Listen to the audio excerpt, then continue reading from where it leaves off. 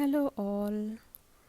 Today we are going to see some time, distance, speed related problems, and I think this is going to be the final episode or type of problem that we are seeing in this topic. Here the main focus today is in this travels, the vehicles are either moving in the direction of a wind or in the direction of an water current, or they are going against the water current or the wind. That means the speed of the wind or the water current is going to influence the speed of the vehicle. Okay, and thereby there is going to be some small changes in solving these word problems.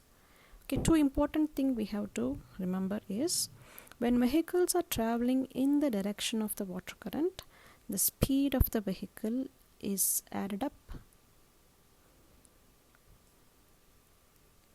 with the speed of wind or the current. Okay, so it becomes S plus W. Speed is calculated along with the speed of the wind.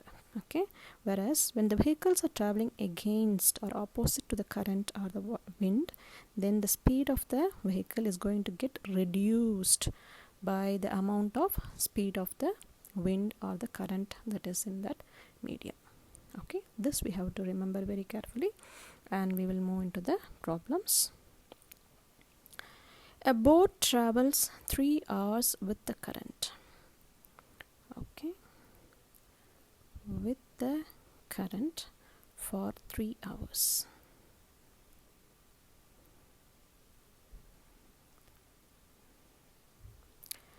With the current of with the current of 3 miles per hour. The current speed of the current is 3 miles. So speed of the vehicle is so they are added up.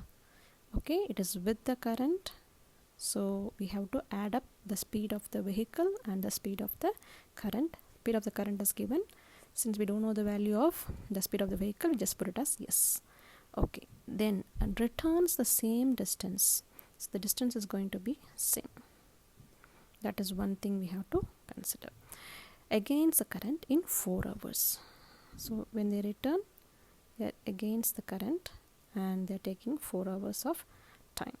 Okay, so that means we can see the relationship. The same distance it's traveling, but as one time it is against, one time it is towards. So whenever it is traveling with the current, the time taken is lesser than the time taken that is against the current. Okay, so how to represent the speed against the current is speed minus the speed of the current.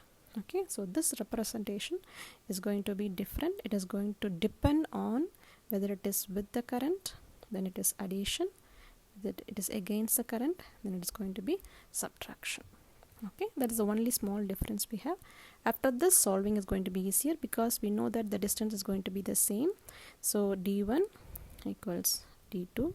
That means distance can be found by 3 into s plus 3, which is going to be 4 into s minus 3. So this type of things we have seen it already. So now calculating the value of s is going to be simple. So s is going to be 21 miles per hour. Because the speed is, the current is given miles per hour, the total speed also is going to be in miles per hour. So this is the boat speed in calm water. Don't get confused why it's in calm water, or that means what?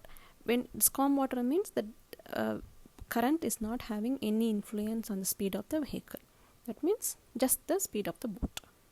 Okay, so we'll move on to the next problem. A kayaker made a trip on a river from her campsite to a waterfall, then back to the campsite. Since she was paddling with the current, her return trip took an hour less than her trip there. Right? So return trip is going to be with the current. Return trip is going to be with the current. Okay, and so it takes a lesser time than going against the current. So suppose the time taken is against the current is t, then the time taken is 1 hour less with the current. Okay, so this relationship is very important. With the current, always the time will be lesser.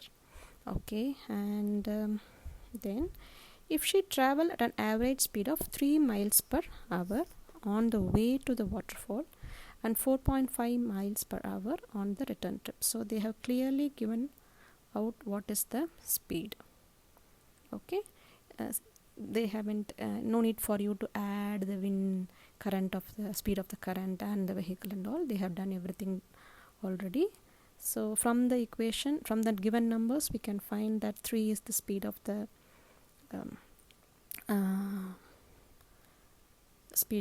when she is traveling to the waterfall, and 4.5 miles per on the return trip.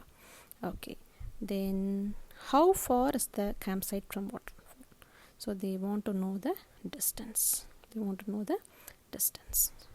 Right? Okay, so we know already d1 equals d2. So 3 2 is equal to t minus 1 into 4.5. So 3t is equal to 4.5t minus 4.5, and hence t is going to be 3 hours. The time taken is going to be 3 hours, but what the question is asked is how far is the campsite. So we have to find the distance. So we substitute in d1, that is 3 times 3, which is going to be 9 hours. Okay, so 9 miles. Okay, 9 miles. Okay, now we'll move on to the next problem. With the wind, an airplane covers a distance of 2,400 kilometers.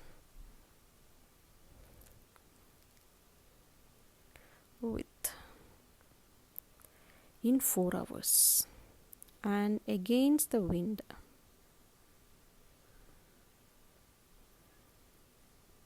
same distance, right? With the wind, airplane covers a distance and same distance against the current in 6 hours. Is it correct? The equation I've written is correct? Yes. With the wind is 4 hours lesser time, against it is higher. Okay. What is the speed of the plane and that of the wind? So they want to know what is the speed of the plane and speed of the wind. Both of them they want to find out. Okay, so suppose this is wind with the wind direction, right? So it will be, general equation will be s plus w, and against means s minus w. This also we have to write down. Okay, so generally we will use this equation like d1 is equal to d2. So we will just equate the values and try to find the value of s or w. But here when we equate, we will get two variables s and w without unknown values, right? So we are not going to move with this type of method here. Now we are going to find 4 times s plus w is equal to 2,400. We know this, right? And 6 times s minus w is equal to 2,400. We are going to use this one. So it is s plus w equals 600, right? So w equals 600 minus s, which we are going to substitute in this equation. Okay, 6 times s minus 600 plus s equals 2,400. When we solve this equation, we will get s value is 500, right? We already know that s plus w is 600, right? So we substitute the value of s 500 plus w is equal to 600. So w is 100. So speed of the airplane is 500. Speed of the wind is 100 miles. It is kilometers, right? So kilometers per hour. So writing down the unit, we have to be careful. Whatever is given in the question, accordingly we have to write. Unless it is asked in a different unit in the question, we have to change it. Okay, so we'll move on to the last problem of this type. A boat covers a certain distance in 2 hours, while it comes back in 3 hours. If the speed of the stream is 4 kilometers per hour, what is the boat speed in still water? Okay, so here the thing is, they haven't mentioned about which direction they are taking it in, the stream of the current, or it is against the current. First we have to decide that, right? So here they haven't explicitly given whether they are, when they are moving in a 2 hours time taken, they are moving in with the current, or when it is 3 hours. But we have a clue from previous problems. Whenever the time is less compared to the other, that is going with the stream. That indicates that we are going with the stream. Whenever the time taken is more, the same, to cover the same distance, then it is against the current. That idea we are going to use in this. So now we'll find this is S plus 4 and this is S minus 4. So that is the way we detect how much is the speed.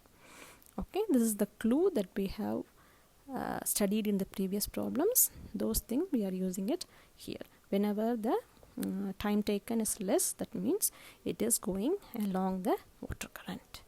Okay, now once we have set this one, it is easy to find the speed of the boat, right? So it is 2 times S plus 4, which is equal to 3 times S minus 4, because the distance covered is 6. So 2s plus 8, 3s minus 12.